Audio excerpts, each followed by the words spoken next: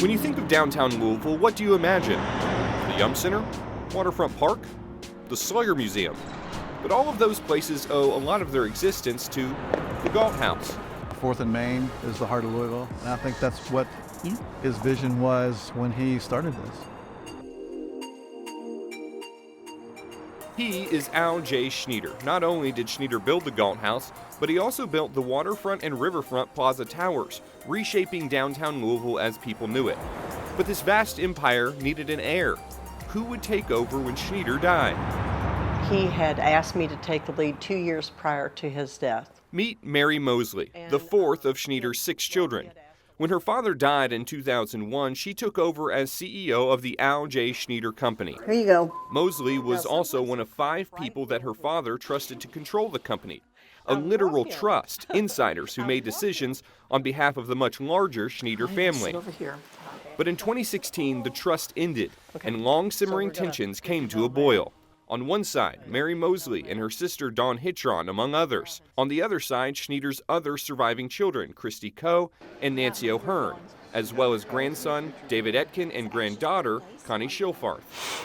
Mosley's side had planned to sell off company assets, starting with the crown jewel, the Galt House. O'Hearn's side resisted. A nasty family battle over control began. 7 years and millions in legal fees later, Mosley and Hitron are walking away, selling their shares to the other family members.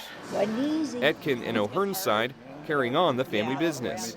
All the opportunities that we couldn't take advantage of are just theirs. A settlement, but not a reunion. This is interesting. Mosley and Hitron aren't on speaking terms with some on the other side, and questions over what their father wanted still linger. It was pretty much left up to me on how we wanted to go forward. I mean, he had sold many things in his life. He knew, he couldn't say you have to keep the company because he didn't know what the future was going to bring. In the litigation, Mosley and Hitron once demanded $45 million each for their stakes in the company. It's unclear how much they actually got. So, after all these years, after splitting up a family, was it worth it? The family even disagrees there. I have to say yes. First of all, I don't think it was Mr. Schnieder's intention for what he had to be liquidated. The way he'd set it up after his death, it was clear that's what he wanted. He wanted it to go on and go on as long as possible. So I think we fought a good fight on his behalf. The litigation should have never happened. It really should not have. I cannot change the way they feel. I've tried. I have to go on. And you go, you scratch your head and you go, why did this happen?